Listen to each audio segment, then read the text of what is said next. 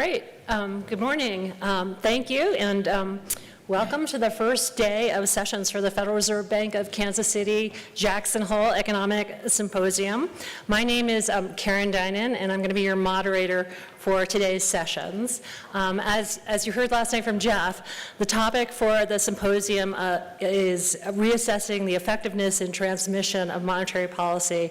So it's a super important topic, particularly right now. And we've got some great papers lined up for this morning. We've got 2 papers, and we also have a panel lined up for that. But before we get to any of that, I am delighted to say that we have Federal Reserve Chair Jay Powell here to deliver opening remarks. So with that, let me welcome Jay Powell to the podium.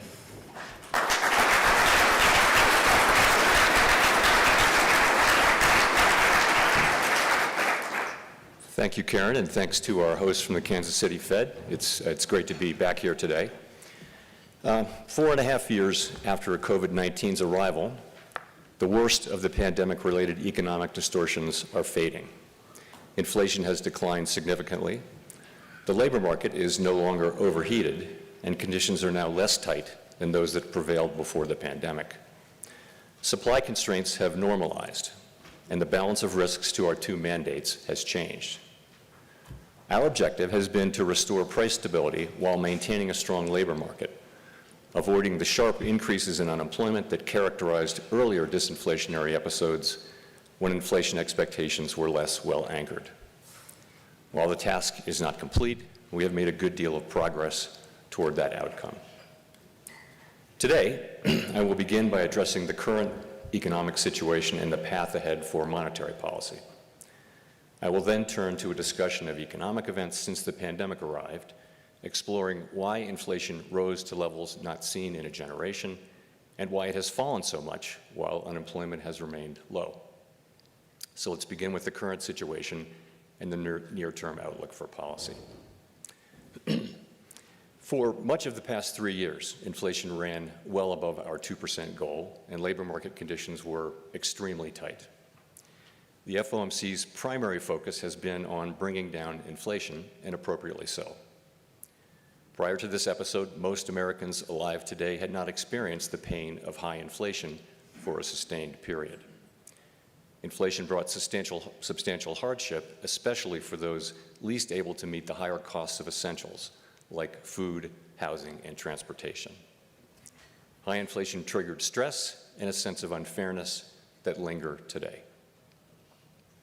Our restrictive monetary policy helped restore balance between aggregate supply and demand, easing inflationary pressures and ensuring that inflation expectations remained well anchored. Inflation is now much closer to our objective, with prices having risen 2.5% over the past 12 months. After a pause earlier this year, progress toward our 2% objective has resumed. My confidence has grown that inflation is on a sustainable path back to 2%. Turning to employment, in the years just prior to the pandemic, we saw the significant benefits to society that can come from a long period of strong labor market conditions.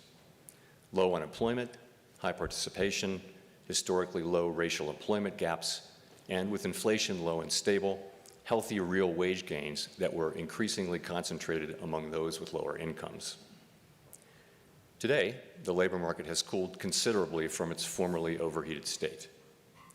The unemployment rate began to rise over a year ago and is now at 4.3%, still low by historical standards, but almost a full percentage point above its level in early 2023.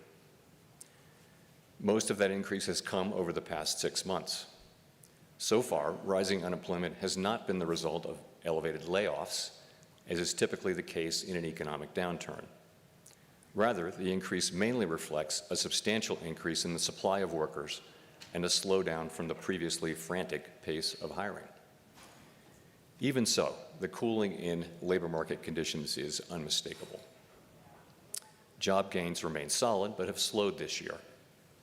Job vacancies have fallen, and the ratio of vacancies to unemployment has returned to its pre-pandemic range. The hiring and quits rates are now below the levels that prevailed in 2018 and 19. Nominal wage gains have moderated, and all told, labor market conditions are now less tight than just before the pandemic in 2019, a year when inflation ran below 2%. It seems unlikely that the labor market will be a source of elevated inflationary pressures anytime soon. We do not seek or welcome further cooling in labor market conditions. Overall, the economy continues to grow at a solid pace, but the inflation and labor market data show an evolving situation. The upside risks to inflation have diminished, and the downside risks to employment have increased. As we highlighted in our last FOMC statement, we are attentive to the risks to both sides of our dual mandate. The time has come for policy to adjust. The direction of travel is clear, and the timing and pace of rate cuts will depend on incoming data, the evolving outlook, and the balance of risks. We will do everything we can to support a strong labor market as we make further progress toward price stability. With an appropriate dialing back of policy restraint, there is good reason to think that the economy will get back to 2% inflation while maintaining a strong labor market. The current level of our policy rate gives us ample room to respond to any risks we may face, including the risk of unwelcome further weakening in labor market conditions. So let's now turn to the questions of why inflation rose and why it has fallen so significantly even as unemployment has remained low. There's a growing body of research on these questions, including Gowdy Eggerson's work, which we'll shortly discuss, and this is a good time for this discussion. It is, of course, too soon to make definitive assessments. This period will be analyzed and debated long after we are all gone.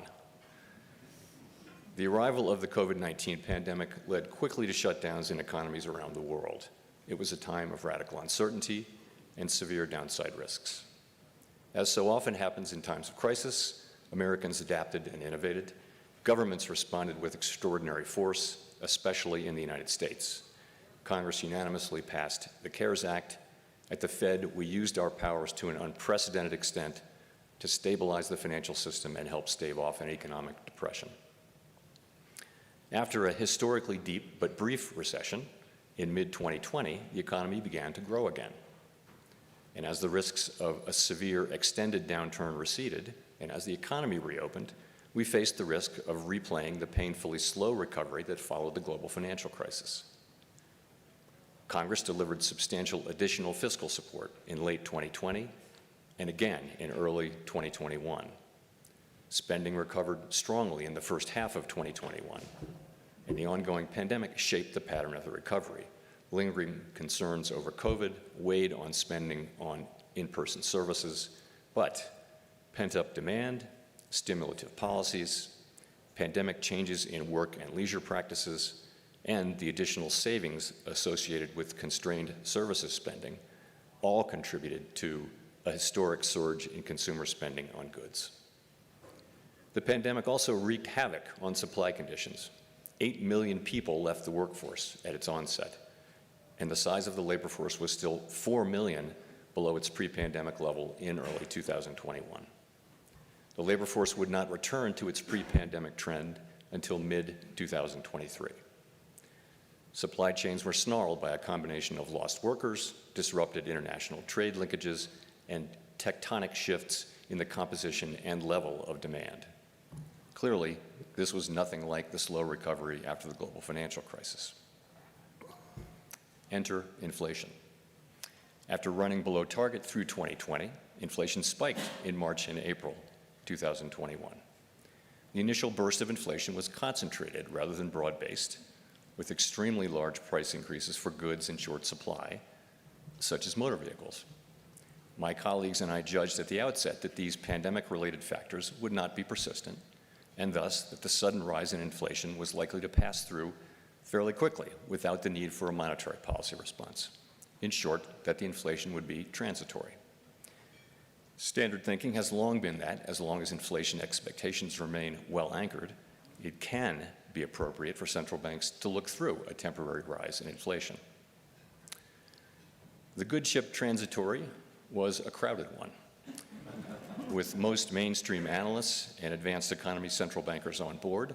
I think I see some former shipmates out there today.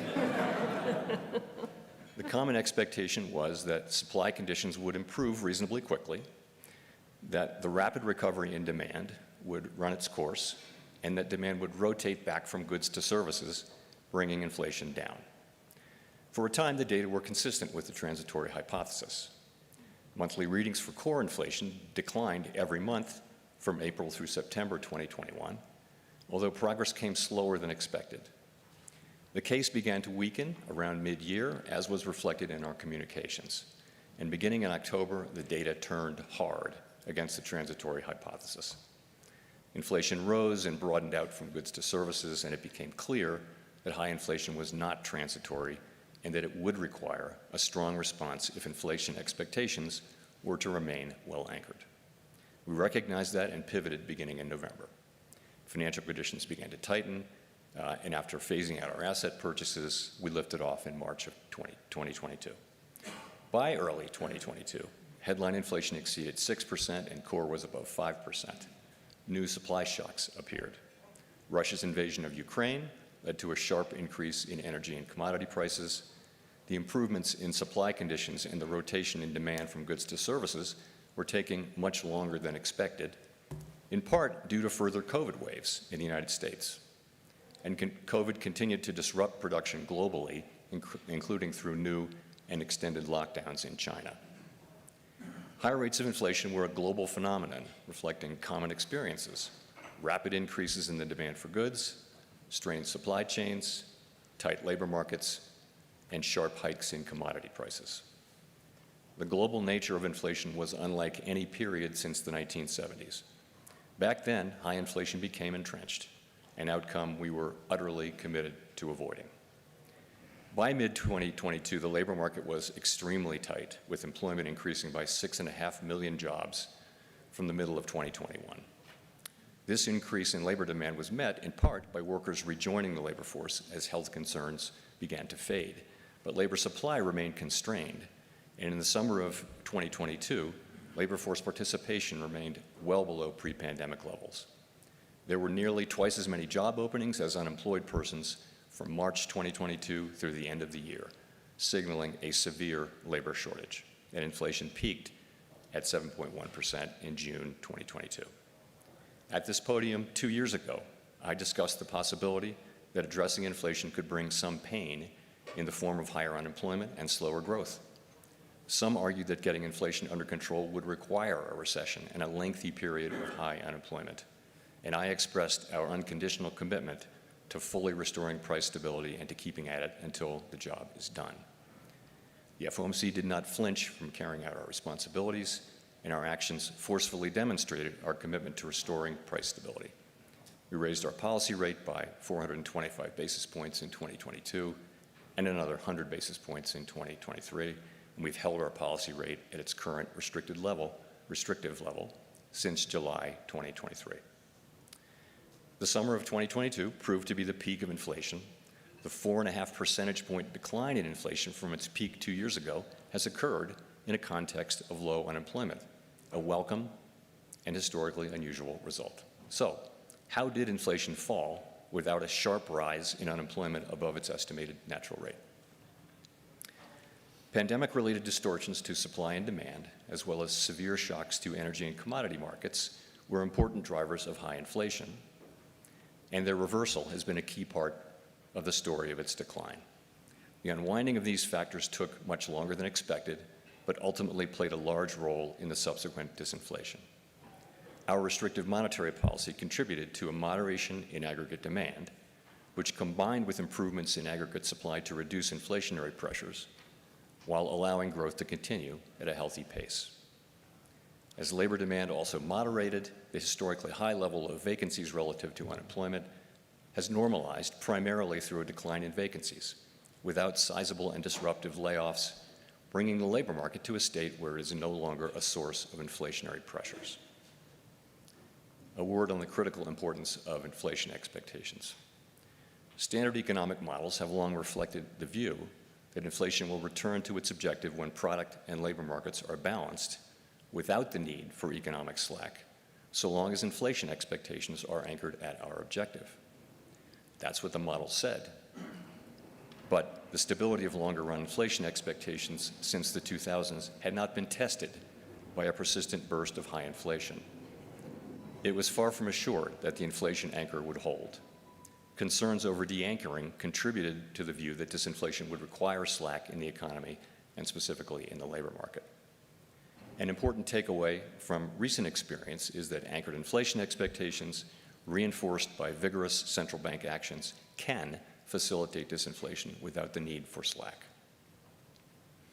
This narrative attributes much of the increase in inflation to an extraordinary collision between overheated and temporarily distorted demand and constrained supply.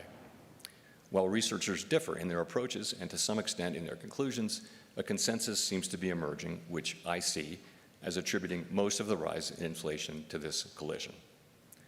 All told, the healing from pandemic distortions, our efforts to moderate aggregate demand, and the anchoring of expectations have worked together to put inflation on what increasingly appears to be a sustainable path to our 2% objective. Disinflation while preserving labor market strength is only possible with anchored inflation expectations, which reflect the public's confidence that the central bank will bring about 2% inflation over time. That confidence has been built over decades and reinforced by our actions. That is my assessment of events. Your mileage may differ. So let me wrap up by emphasizing that the pandemic economy has proved to be unlike any other, and that there remains much to be learned from this extraordinary period. Our statement on longer-run goals and monetary policy strategy emphasizes our commitment to reviewing our principles and making appropriate adjustments through a thorough public review every 5 years. As we begin this process later this year, we will be open to criticism and new ideas while preserving the strengths of our framework. The limits of our knowledge, so clearly evident during the pandemic, demand humility and a questioning spirit focused on learning lessons from the past and applying them flexibly to our current challenges. Thank you.